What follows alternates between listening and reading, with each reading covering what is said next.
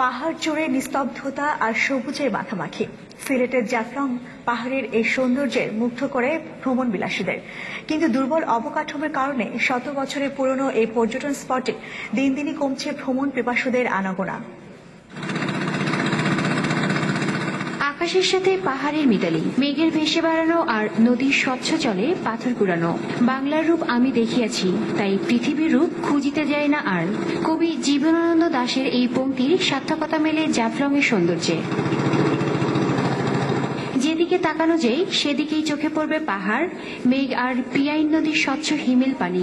সেই সাথে স্তরে স্তরে বিছানো পাথরের স্তূপ যে কাউকে মুগ্ধ করে।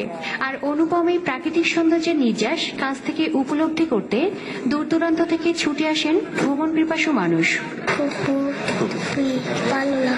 এখানে আইসা অনেক আনন্দ করতে পারতাছি পরিবার সহকারে, এটাই আমাদের অনেক কিছু।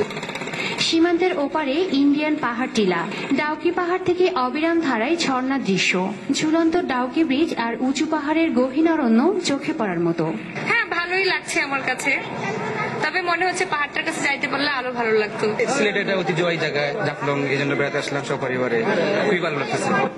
তবে অবকাঠামোর দিক দিয়ে অনেক পিছিয়ে সিলেটের এই জাফলং।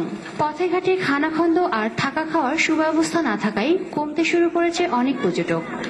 অবকাঠামোগত আরো কিছু জরুরি বিষয় ছিল যেগুলো দরকার, এগুলো হলে আমরা এখানে পর্যটনের সংখ্যা আরো বাড়তো। জাহারো খার খাইয়া আইলাম, দুলাবালি খাইয়া আইলাম। এত বছর পরে আসার পরেও রাস্তাঘাট খুব খারাপ। নানা সমস্যার পরও জলকন্যা জাফলংকে দেখতে ছুটে আসেন দেশি বিদেশি পর্যটকদের পাশাপাশি প্রকৃতিপ্রেমীরাও। তবে যাতায়াত ব্যবস্থা সহ পর্যটক কেন্দ্রের সেবার মান বাড়ানো গেলে এ সংখ্যা আরও বাড়বে বলে মনে করেন স্থানীয়রা। Desk report, channel 24।